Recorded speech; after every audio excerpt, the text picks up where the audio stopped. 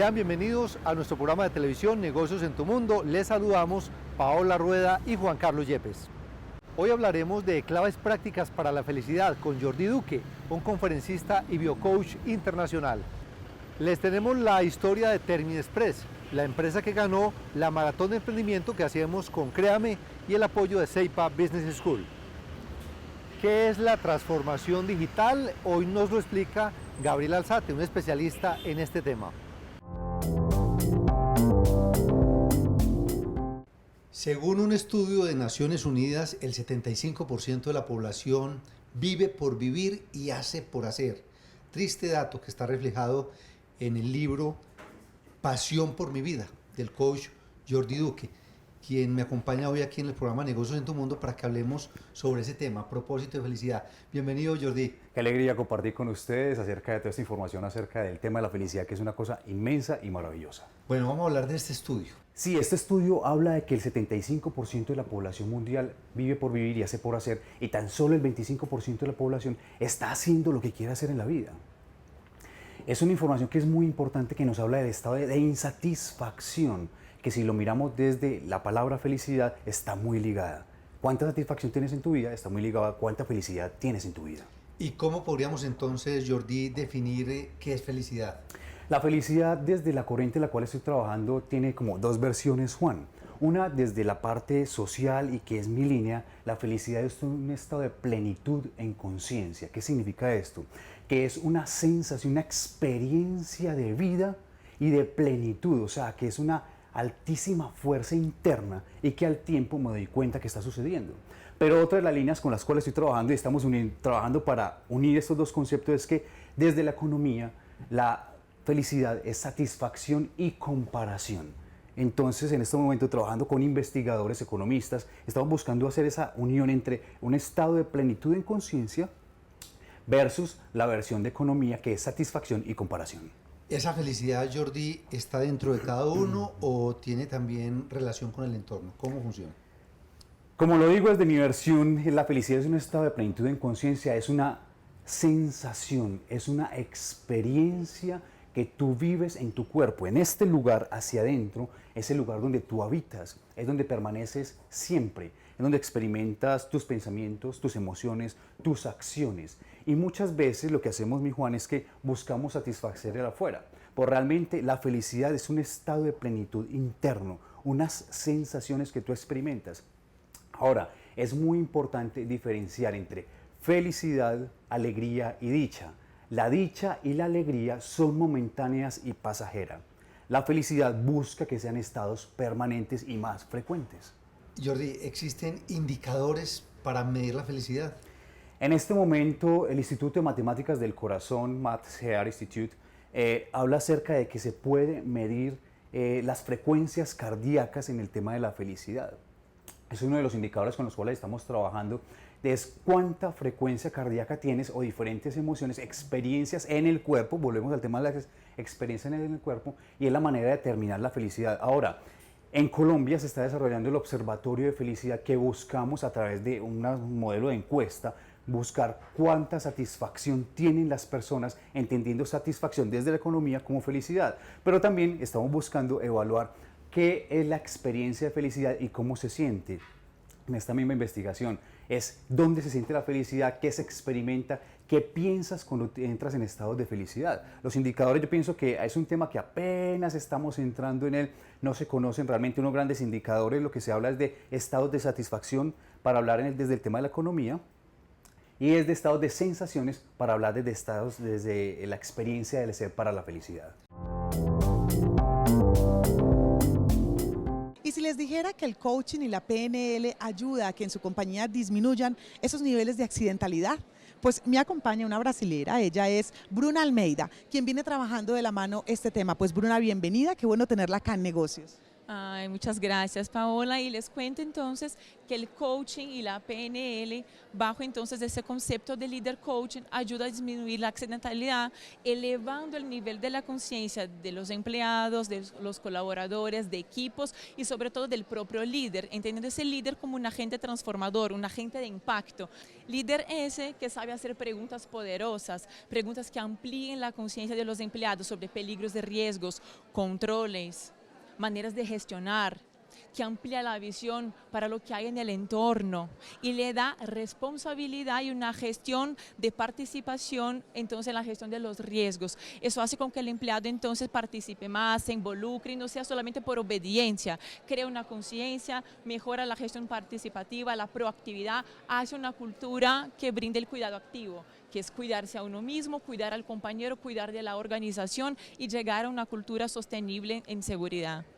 Y como aquí nos encanta que los temas sean prácticos, como sabemos que en cada minuto están sucediendo esos accidentes laborales, ¿qué podríamos decirle hoy a nuestros televidentes, a esos líderes que quieren transformar la seguridad de sus equipos de trabajo? ¿Cuáles podrían ser esas pautas para comenzar? Sí, Pablo, lamentablemente a cada un minuto un trabajador aquí en Colombia se accidenta. El líder coach hay que ser cercano, tener cercanía, el rapport con su equipo de trabajo. Segundo, tiene que ser observador, observar las emociones, el ser humano entero, cómo están trabajando, su manera, comportamientos de riesgo, pero también comportamientos seguros. Analizar qué es lo que lo motivó a actuar de esa manera. O sea, entender los influenciadores de su comportamiento, hacerles preguntas para validarles, o sea, ¿qué te pasó? ¿Por qué actúas de esa manera? ¿Cómo aprendiste a trabajar? Estar cerca y por fin crear compromiso de cambio. O sea, ¿cuál es la manera más segura de hacer esa actividad? Pensemos juntos, es un líder participativo, un líder transformador. Y es que en definitiva este es un tema que toca a todas las organizaciones, independientemente de dónde estén ubicadas. Bruna, ¿cómo internacionalmente has venido aplicando estos conceptos en diferentes compañías? Claro que sí. Tanto aquí en Colombia, en Perú, en Brasil, en Argentina, trabajamos ese concepto de líder coach. Entonces, hemos acompañado esos líderes en terreno, porque la base del coach es no quitar a la persona de su ambiente de trabajo, sino acompañarlo allá, en su realidad y transformarlo allá. Entonces, vamos a terreno, entendemos cómo funciona la actividad con ese líder, le apoyamos. El concepto del coach es apoyar a la persona a encontrar sus respuestas. Entonces, vamos con ese líder a terreno, le apoyamos a elevar ese nivel de conciencia sobre peligros, riesgos, controles, oportunidades de mejora, identificar al influenciador de comportamiento, generar esa transformación desde hidroeléctricas, termoeléctricas, petroleras, cementeras, industrias de higiene, industrias de salud, y ahí ejecutamos entonces lo que llamamos de observación y abordaje de comportamientos, o sea, mirar, hablar, escuchar para transformar. Esa es una herramienta muy poderosa que es basada en Behavior Based Safety, seguridad basada en comportamientos, y es muy efectiva para no solamente disminuir el número de accidentalidad, sino para promocionar el valor a la vida. Pues ella es Bruna Almeida, aquí con nosotros en Negocios en tu Mundo, con un tema que me encanta, el coaching y la PNL para transformar nuestras vidas. Muchas gracias. A ustedes. Después de comerciales les tendremos la historia de Termiexpress, empresa ganadora de la Maratón de Emprendimiento que hacemos con Créame y el apoyo de Seipa Business School en nuestro canal de YouTube Negocios en TM.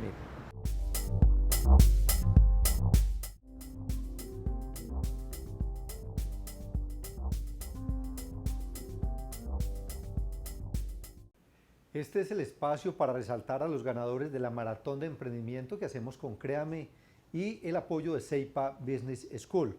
Hoy estamos con Andrés Felipe Cortés de Termiexpress, una empresa que presta servicios relacionados con litografía y artes gráficas. Felicitaciones, Andrés, y vamos a contar por qué es tan importante en el mundo del emprendimiento hacer alianzas. Muchas gracias, Juan Carlos, a ti y al programa por el espacio. Es muy importante tener en cuenta las alianzas porque son las que te permiten llegar a otros mercados, conocer otras empresas o mejorar todo el tema de mejoras cooperativas pues, entre empresas del sector, proveedores, clientes, aliados, y es la forma de hacer como un benchmarking o buscar las mejores prácticas para poder desarrollarlas en nuestras empresas. Bueno, ustedes también resaltan muchísimo la importancia de definir una muy buena imagen corporativa y saberla comunicar.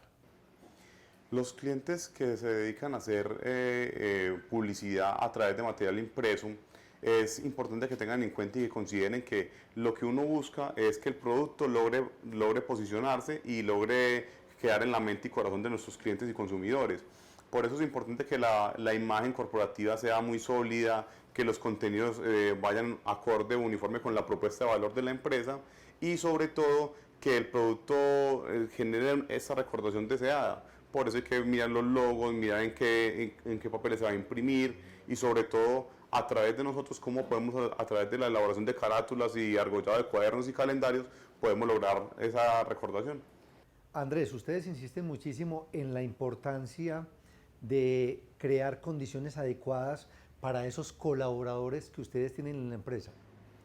Las empresas son y se deben gracias al grupo de trabajo. No podríamos crecer si no tenemos un grupo adecuado y sobre todo un grupo motivado. Se sabe que un colaborador que está contento en la empresa te va a dar el 120, 150% de producción.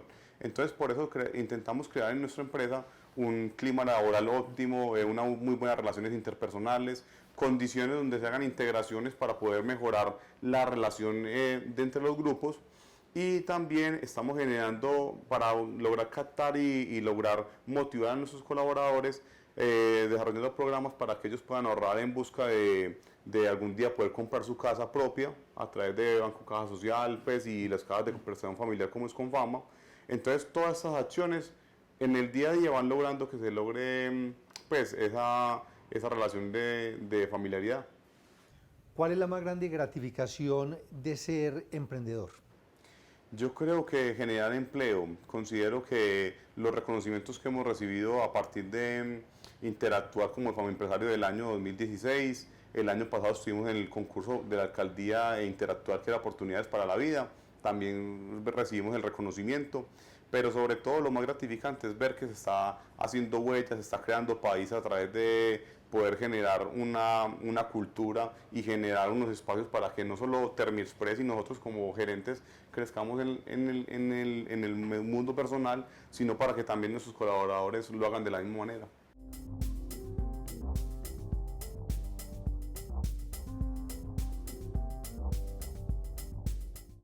Esta es la historia de una mujer que decidió ser emprendedora después de los 40 años. Aquí nos va a compartir cómo fue esa experiencia. Diana Vega, de Psicotec IN, qué bueno que nos cuente esa historia. Bienvenida a nuestro programa de negocios. Muchas gracias, Juan Carlos, por invitarme. Mi historia sí es una historia muy bella, es una historia que más que realización personal, es una historia que habla sobre una persona que quiso también realizarse profesionalmente después de haber pasado por muchas experiencias familiares y muy bonitas, por cierto, pero que también tenía como un vacío y un deseo inmenso de ser una persona muy exitosa, como pues creo hasta ahora lo estoy logrando gracias a la fortaleza y al crecimiento que he tenido a través de mis estudios y de los contactos con tantas personas que me han brindado experiencias maravillosas. Diana, yo creo que una parte muy linda de la historia es la que tiene que ver con que usted decididamente prefirió quedarse en la casa para criar a sus hijos y ya luego dar ese salto hacia el mundo profesional y el mundo de los negocios. Claro, todo pasó cuando yo tenía aproximadamente 19 años que empecé a trabajar en el Banco Cafetero, que fue donde tuve mi primer inicio como desde la parte laboral. Allí conocí hoy en día quien es mi esposo, pero no era pues como esa mi intención, yo quería más, era como estudiar y hacer pues mi sueño realidad de ser psicóloga. Entonces, en ese entonces el banco le brindaba a los empleados la manera de estudiar y a la vez trabajar, entonces era como mi gran propósito.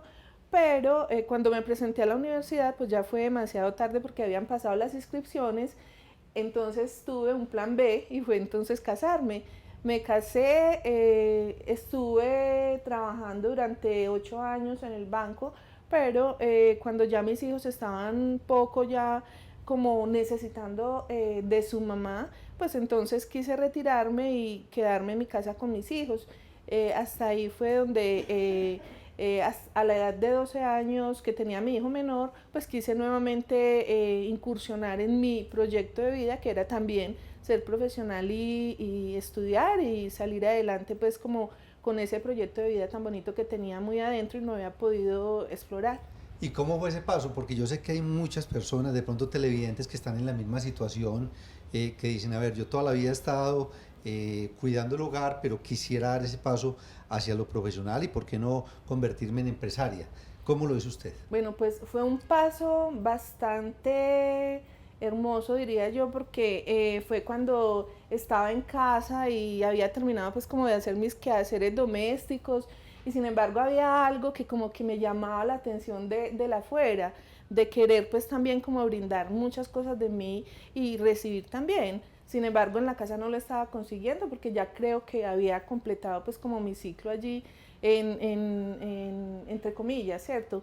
Pero decidí entonces inscribirme en la universidad en ese momento, fue algo pues como que salió de mí, fui, me inscribí, pasé toda la documentación que requería y cuando ya lo hice pues perfectamente terminé todos mis estudios, no me atrasé absolutamente en ninguna materia, pues estudié muy juiciosita todo el tiempo que se requería para salir, pues porque yo ya tenía 35 años cuando empecé a estudiar, entonces quería terminar lo más rápidamente posible. Y ahora hablemos del emprendimiento. ¿Qué fue lo que fundó como compañía? Bueno, yo cuando salí de estudiar el grado, ¿cierto? Que era psicóloga ya, me encontré con una situación que muchas personas encuentran y es el desempleo. Envié muchísimas hojas de vida y resulta que no me llamaron absolutamente a ninguna entrevista y entonces pues yo decidí no voy a hacer mi especialización en psicología organizacional y mi primer servicio a prestar va a ser el suministro y selección de personal para personas que sean adultas como yo y que también tienen derecho a tener una oportunidad laboral y por qué no desde la experiencia y desde la madurez y la responsabilidad. Entonces pasé a ese segundo momento de mi vida profesional como especialista para luego ya tener mi propia empresa, hoy en día Psicotein, en manos pues de familiares, porque pues la familia también me apoya muchísimo en el crecimiento y desarrollo de Psicotein como tal. Después del corte comercial hablaremos sobre transformación digital con el especialista en el tema, Gabriel Alzate. Y también tendremos al ministro de las TIC, David Luna.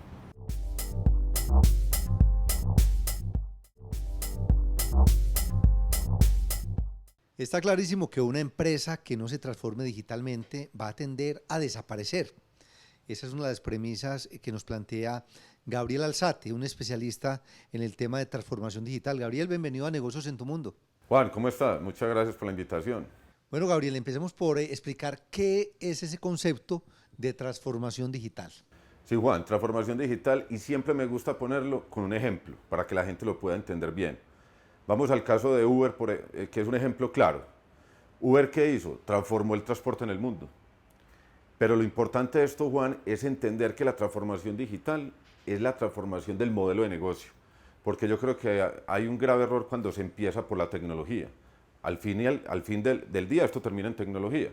Pero mira lo que pasó, y volviendo al tema de Uber, cómo Uber lo que hizo fue crear un modelo de negocio diferente, donde lo que hacía era después utilizar la tecnología y con eso empezar a generar nuevas formas de negocio. Quiere decir que aquí estamos hablando de que transformación digital es primero una transformación en el modelo del negocio y que obviamente se apalanca en tecnología. Así es, Juan, exactamente como lo estás diciendo, es primero transformo mi negocio en qué lo debo transformar y luego me apalanco para que me habilite una tecnología. Usted que hace rato le viene trabajando ese tema, que soy testigo de eso, Gabriel, ¿por qué se creó ese modelo? El modelo de transformación digital que vamos a hablar, Juan, mira, yo llevo en el tema digital llevo 19 años y investigando temas de innovación y de digital llevo 8 años y hace 4 años me di a la tarea de decir, venga, hay que crear un modelo para que las organizaciones entiendan desde dónde se deben de transformar, porque no se transforma solamente el producto como uno creería, sino que se transforma toda la organización y por eso había que sacar un modelo que me diera una guía donde debería empezar a hacer la transformación. Bueno, yo creo que es hora de que empecemos a contar parte de los componentes de esa estrategia de transformación digital. Y yo diría que el primero, el más importante, es el que tiene que ver con las personas. Así es, Juan. ¿Por qué? Porque las personas primero son las que nos tienen que ayudar a habilitar ese tema de una transformación. Y eso ayuda a que exista la cultura. Muy importante, Juan, es que la cultura de la organización se tiene que transformar. Y lo más importante, líderes, que realmente hoy se llaman los líderes disruptivos. Eso desde lo humano es lo primero que tenemos que empezar para transformarnos. Bueno, y cuando ya existe esa cultura, ya uno puede pensar en una segunda fase que es de producto o el servicio, ¿cómo es que voy a salir con algo al mercado? Así es, Juan. Sigue el tema de producto. Ya ahí sí voy a transformar el producto. Muy importante un tema que está pasando, Juan, hoy, y es a través de la Big Data, de lo que el rastreo que está dejando los usuarios en Internet, en redes sociales, en aplicaciones, etcétera, nos ayudan a saber cuál es el norte de mi producto. Eso se llama hacer una prospectiva conjunto con los datos que yo tengo. Y desde ahí me va a dar información cuál debe ser el norte en el que yo debo llegar a mi producto. Claro, y puede ser muy buen producto, pero no le auguramos un buen futuro si no tiene una muy buena estrategia de mercadeo, de comunicaciones. Así es, Juan. Entonces sigue la parte de marketing. ¿Cómo debo transformarme en el marketing? Recordemos que hoy el consumidor tiene el control. El consumidor hoy visita, consulta y compra a través de medios digitales, y eso lo tiene en su mano con un teléfono inteligente. Así que tenemos que empezar a hacer estrategias una estrategia diferente en el tema de marketing, Juan. Sobre todo que en el modelo yo quite la palabra publicidad. Publicidad ya no hablo absolutamente nada, hablo más de atraer al consumidor, de atraerlo de una forma creativa y no poniéndole barreras de publicidad. Bueno, y dentro de ese modelo, ¿cómo se contempla el tema que tiene que ver con esos canales de distribución de ese producto o de ese servicio? Juan, los canales de venta hoy han cambiado. Yo los invito a que busquen en YouTube un video de Amazon de cómo está haciendo su tema de venta. Lo está haciendo a través de unos botones, lo está haciendo de una forma diferente. ¿Por qué? Porque los canales hoy tienen que estar más al lado del consumidor que separado del consumidor. Eso quiere decir que yo le debo estar al lado de ese consumidor para que él consuma y no que él tenga que ir a buscarme. Bueno, un factor fundamental, servicio, desde el corazón, desde el alma. Servicio, Juan, dos temas importantes. Hablar de multicanalidad y omnicanalidad. Ojo que son diferentes. Ser multicanal es tener canales abiertos del servicio como puede ser la web, una aplicación, un chat, etc. Y la omnicanalidad es que por todos esos canales me hablen de la misma forma. O sea, ver el cliente integrado, verlo en una sola vista. No que yo llame a hacer una venta, a hacer una compra y después me meta a internet y internet ni siquiera sepa quién soy yo. Eso es la omnicanalidad, Juan. La tecnología hizo posible lo que parecía imposible. Antes uno nunca se imaginaría escribirle a un miembro del gobierno nacional y que ese miembro del gobierno nacional, desde el presidente hacia abajo, respondieran con rapidez, pero sobre todo con efectividad. Nunca nos imaginaríamos ir a un banco sin hacer fila o ir a una registraduría para lograr sacar un documento con facilidad. Son temas que hemos venido de alguna u otra manera no solamente intronizando, sino fundamentalmente logrando, gracias a la tecnología. Y pese a ello, siguen existiendo en nuestra sociedad personas con temor, algunas, pero también personas que por desconocimiento tienen grandes brechas que lograr suplir. Por esa razón, yo estoy absolutamente convencido que la tecnología le dio voz a quienes no la tienen, y ese es el caso de las personas en situación de discapacidad, que gracias a la tecnología hoy en día pueden comunicarse, o le dio voz a quienes creían no tenerla. Y no en vano, la democracia está cambiando, para algunos para bien, para otros para mal, en virtud de la tecnología. Y eso nos tiene que hacer pensar, hacer reflexionar y hacer entender cuál es nuestra misión en este proceso. Y creemos en ustedes, y por eso yo quiero arrancar mostrándole qué está pasando en el mundo, pero en Colombia. Los CIOs o los directores de innovación y tecnología de las grandes empresas del mundo se están convirtiendo en los presidentes de esas compañías. Entonces, eso pasó en Bancolombia, eso pasó en Avianca, este es un ejemplo internacional. Entonces, este era el CIO de Nike, ahora es el CEO de una de las empresas de Bitcoin más importantes del mundo. Y digo eso para decir de nuevo, entonces, ¿cuál debe ser el rol de nosotros desde el punto de vista estratégico? ¿Hacia dónde tenemos que movernos? Nosotros desde el ministerio lo entendimos desde el principio y por eso dijimos, oiga, uno de los pilares del ministerio son ustedes, el gobierno digital. Y se convirtió en todo obviamente centrado en el ciudadano, porque nos estamos moviendo